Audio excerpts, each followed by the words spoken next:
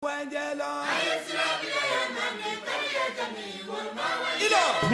Negra. Negra. Negra.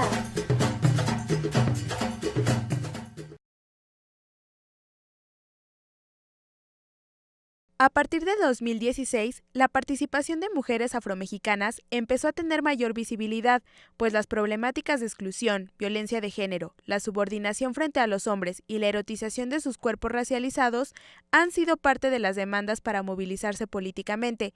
algo que se vio reflejado en el Encuentro de Pueblos Negros, considerado uno de los espacios de participación política más importantes de la comunidad. Yo empecé a trabajar desde hace aproximadamente 10 años, a hacer visitas a algunas poblaciones, a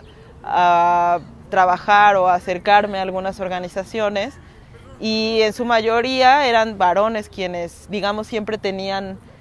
la posibilidad de hablar, de organizar, de estar, de ser voceros, ¿no? Pero han pasado 10 años y en esos 10 años no solo las mujeres que ya participaban en las organizaciones o que ya estaban interesadas en el tema han justamente caminado estos 10 años junto con sus compañeros de organización,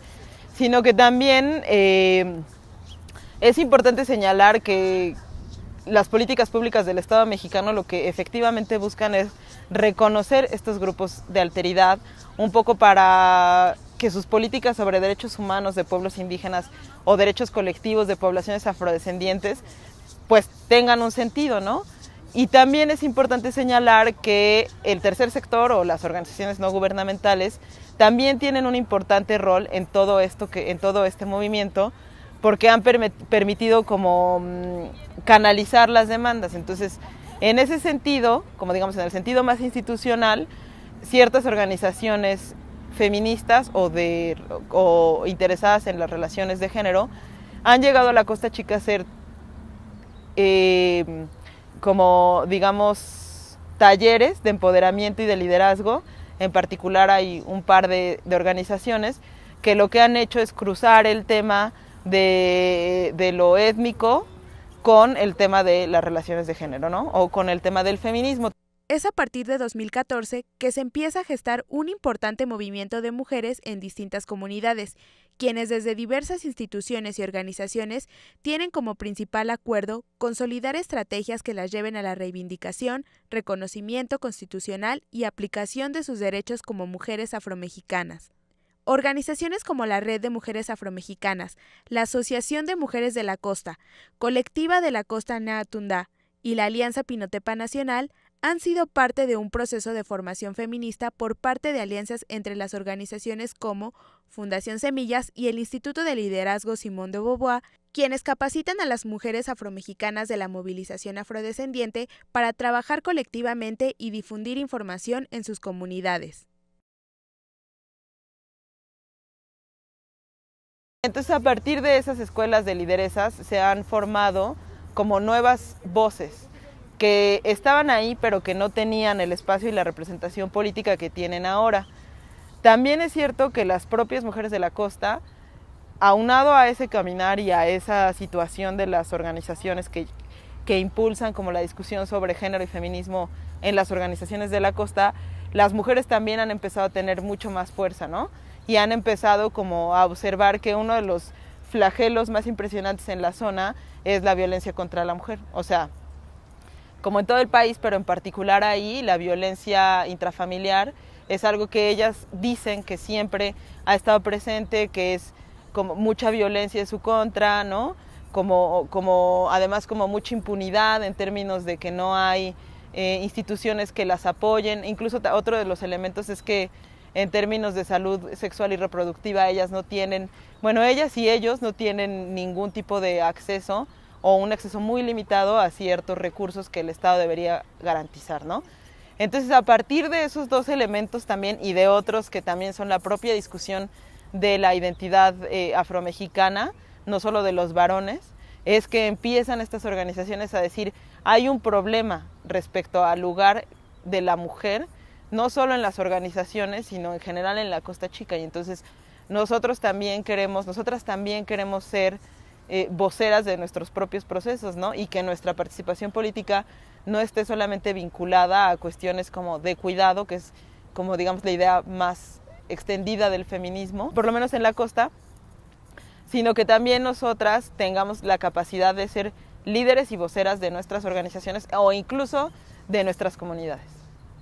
La danza es una de las formas de participación que la movilización afromexicana utiliza para representarse. Las organizaciones de mujeres también utilizan ese recurso, pues usan la danza para hacerse presentes y reivindicarse como mujeres de manera activa en los ámbitos político y cultural.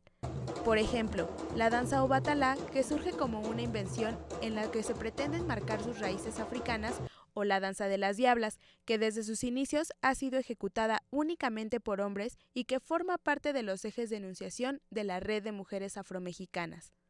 Me llamó mucho la atención que no hubiera mujeres en la danza de los diablos. Finalmente hay una división del trabajo que es una realidad en la costa, y entonces durante las festividades de muertos las mujeres como digamos se dedican a cocinar, a hacer ciertas cosas que están evidentemente generizadas, y los hombres limpian el panteón y entonces van a hacer la danza el juego de los diablos. Pero este es un análisis, esta es una visión desde mi lugar, no quiero decir con eso que así esté ordenado necesariamente en el discurso de las comunidades,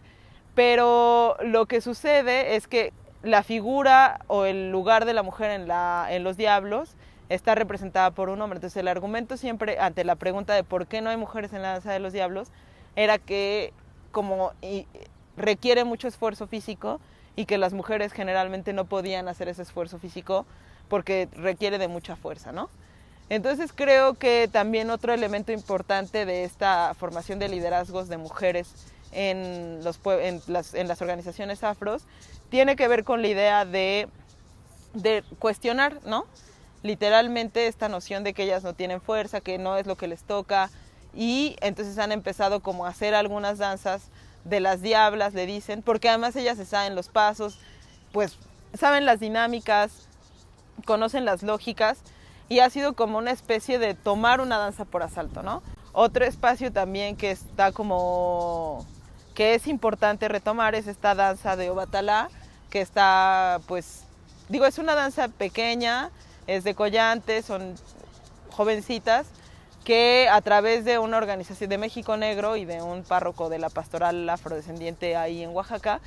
empezaron a impulsar una danza que las conectara con su ancestría, lo que ellas entienden por su ancestría, ¿no? Que tiene que ver con estas nociones como más globalizadas de qué significa lo africano, del tipo de danzas afro-latinoamericanas que hay,